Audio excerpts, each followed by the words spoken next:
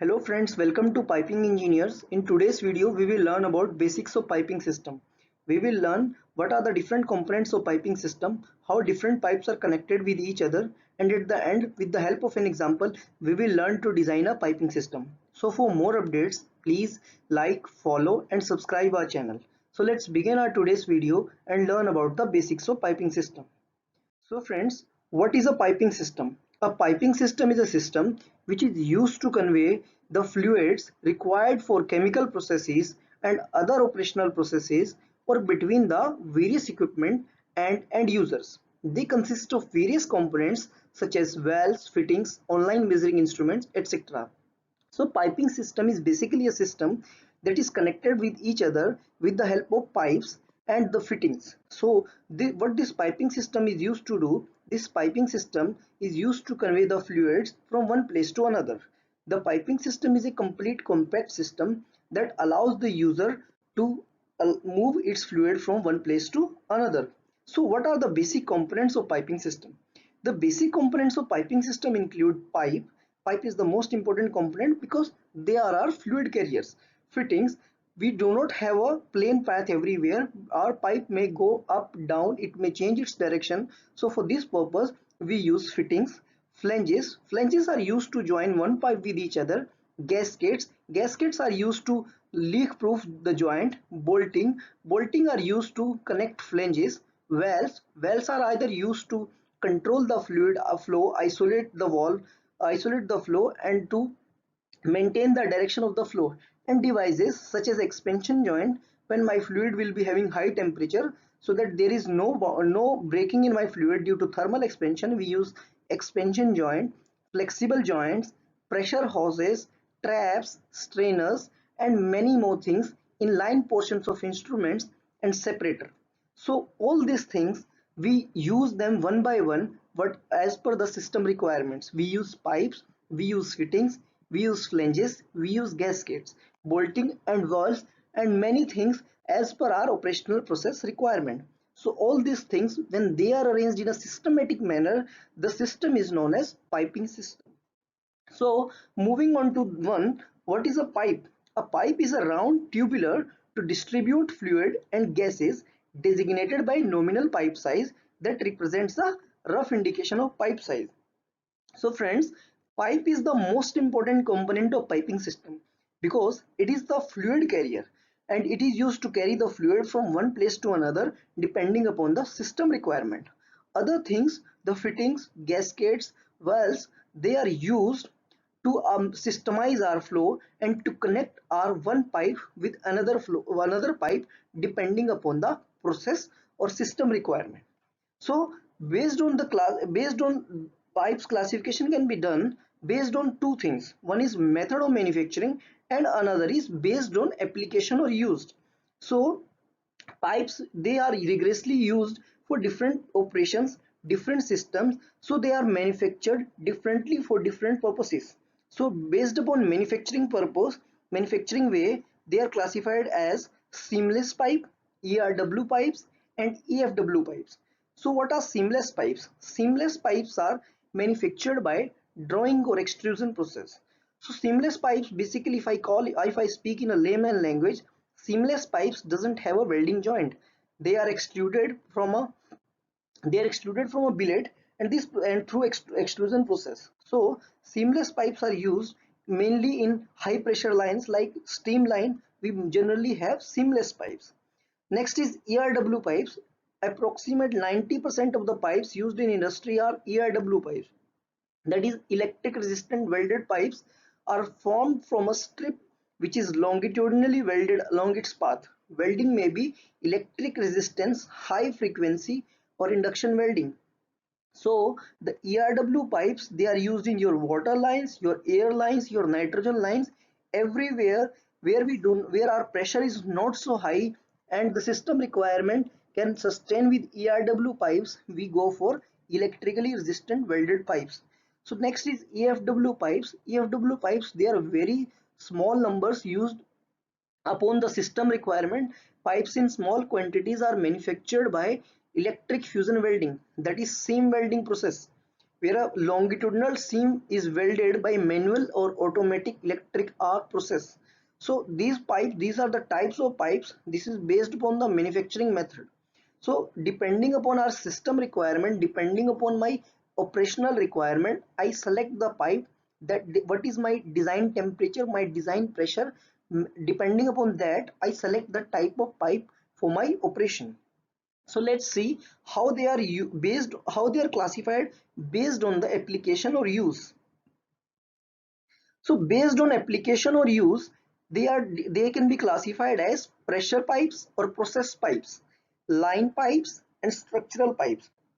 So what are pressure pipes? Pressure pipes are those pipes which are subjected to fluid pressure and or temperature.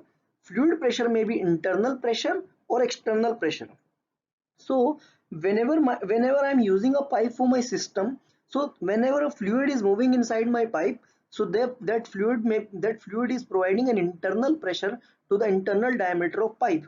So this is first type, and another is external pressure, that is jacketed piping. Suppose something is moving outside my pipe in high pressure, so that pressure is exerted on outside diameter of my pipe. So both internal pressure and external pressure pipes comes under the category of pressure pipes. Why? Because they are under the influence of pressure. Next pipe are line pipes. What are line pipes? Line pipes are mainly used for conveying of the fluid and are subjected to fluid pressure. They are generally not subjected to high temperatures. So what happens when there is a consideration, when suppose I am having a pipe in which there is a pressure is only the constraint and I do not have a high temperature there. So the type of pipe that is based on my application, I will select the line pipe. Next is structural pipes. Structural pipes are basically they are used in structural components like handrails, columns, sleeves, etc. Basically they do not convey fluids or they do not carry fluids. They are just used for the ordinary purposes where no much load is there, dynamic load is there, or no much pressure or temperature is there. They are subjected just to static load. Suppose I am using a handrail, so a person will be holding it, so it will be just subjected to static load and no fluid pressure will be there. No external pressure, no internal pressure, no high temperature, no low temperature. So it will be like in the ambient condition. So these type of pipes, they are my structural pipes. So moving forward, let's see what are the components that are used to design a piping system. So I have shown here some of the components that are used in the piping system. One by one, we will be having a detailed video. Flanges we have already provided a video. Valves we have already provided a video. For fittings, it will be our next video, and strainers also will be the consequent video after fittings.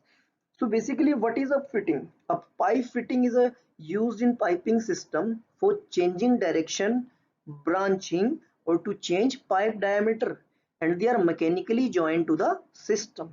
So friends, what is a fitting? Fitting is basically used to change the direction of piping or to change the direction of fluid, or to when we want to have a branching from our main line, or when we want to change the diameter of my main pipe, we use a fitting.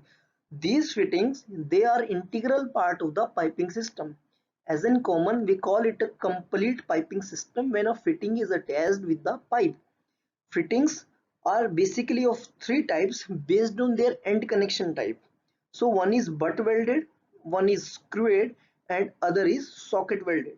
So this is known as butt welded. What happens is their end is have a end preparation is butt welded with the pipe.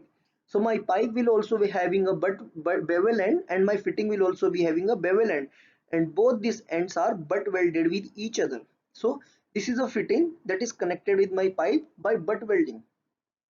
Next is screwed. In screwed, what happens is this is a screwed fitting. The pipe is recessed into my this small space, and this is known as screwed fitting. So next is this is screwed fitting. This screwed fitting or threaded welded is this. Next is socket welded. Socket welded, what happens is my pipe is recessed into the pipe into this, and this is my socket welded fitting. So for example, elbows, reducers, equal T's, unequal T's, depending upon how want to use my fitting. In order to accommodate my piping system, we use the fitting. So next is flange. Flange, one of the most important component. A flange is a fitting which is used to connect two pipes. The flanges may be welded or threaded on the parent pipes. The flanges are joined with the help of nuts and bolts. So what happens? Sometimes our systems doesn't allow us to weld the pipe, or when we have a maintenance issue, we want our system to have to get maintained frequently, and we want to disconnect the pipe or disassemble the pipe. We use a flange connection. Flanges are basically connected with the help of nuts and bolts. They can be threaded type or can be welded type depending upon their type. So that we have covered in a separate video. You may refer that video and learn about the flanges there. So next is valves. What a valve do? Valve is used to isolate or control the flow of a fluid by opening, closing, or partially obstructing various passageways. So what happens is, our system, when we design a system, it may be possible that the system doesn't run at its 100% efficiency. So sometimes we need to shut the system, so we use a valve. That valve isolates the system. When we want to control the flow, that we want our system to run at 50%, we use a valve. And when we want that fluid should move in one direction, it should not come back, again we use a valve. So depending upon the type, depending upon our system requirement, the type of valve is used, and that valve is also an integral part of our piping system. Next are strainers. Basically strainers are, if we call it in our normal language, strainers are filters. They collect solid particles that are to be separated while passing a fluid through a removable screen. So what happens, sometimes our water or air or many things, many fluids that are moving in our pipes, if they directly enters, if they are contaminated and they directly enters our equipment, chances may be there that they may destroy our equipment. So what we do, we use strainers. What these strainers do, they they collect those solid particles and doesn't allow them to move into the equipment. So these particles are collected in these strainers, and these strainers can be cleaned regularly. So these strainers are used in piping system wherever I have a dusty fluid moving inside my pipe. So these were some of the fitting piping components that are used while designing the piping. Other than that, we also use many types of instruments. Instruments are used to tell the system, to tell the pressure, to tell the flow, and many more things. If you want to measure the conductivity, if you want to measure TDS, if you want to measure TSS, so we use different types of instruments as well in the piping system. Again, our process requirements tells that what we want to use to in order to complete our piping system. So moving on to an example and learn about the piping system. So I have made this uh, typical type of piping system. So let's see, there is a tank. This is tank 1, and there is a tank. This is tank 2. So I need to fill this. See, suppose I am having water is filled in this tank, and I want this water to get inside into tank 2. So I have designed a piping system which will carry my water from tank 1 to tank 2. So this is a pipe which is being connected with my tank 1, and suppose the pipe is changing its elevation and it is going down, again it is moving at the same elevation, and the pipe size is being reduced. One pipe size is taken into the tank 2 and other is kept here with a blind flange.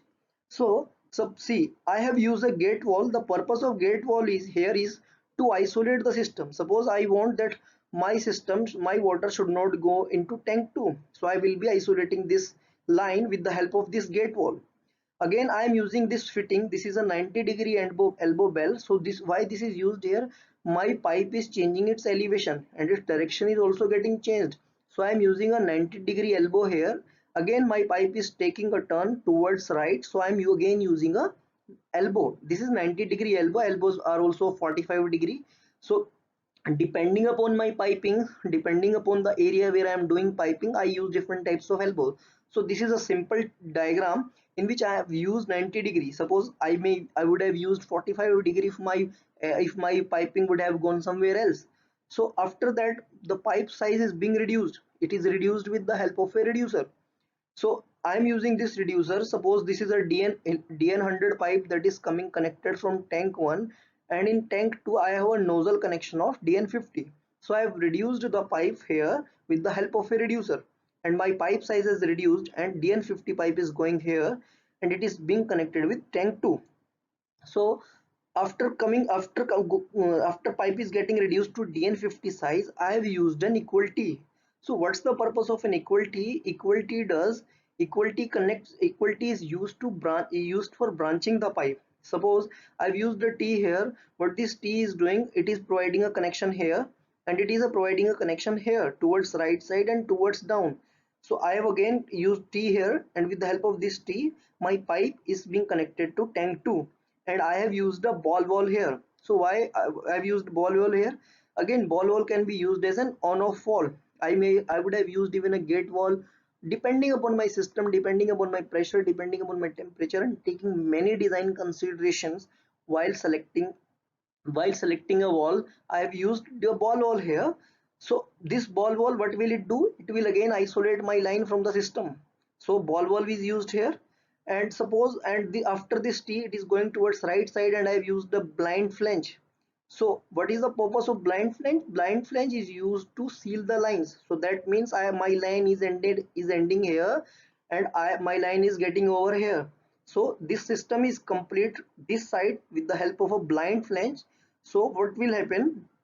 Suppose I turn on the fluid here, gate valve will be open, my fluid will be moving through this pipe, and it will get reduced here. So it will go to tank 2 through this equal T via this ball valve, and here it will start filling the tank 2. Now I have provided certain instruments here in it. This is PG. PG stands for pressure gauge. So suppose I need to check what is the pressure of my line. So I will be using the pressure gauge. I suppose I need to check what is the temperature, what is the flow that is going inside my tank 2. So I have used this flow transmitter here.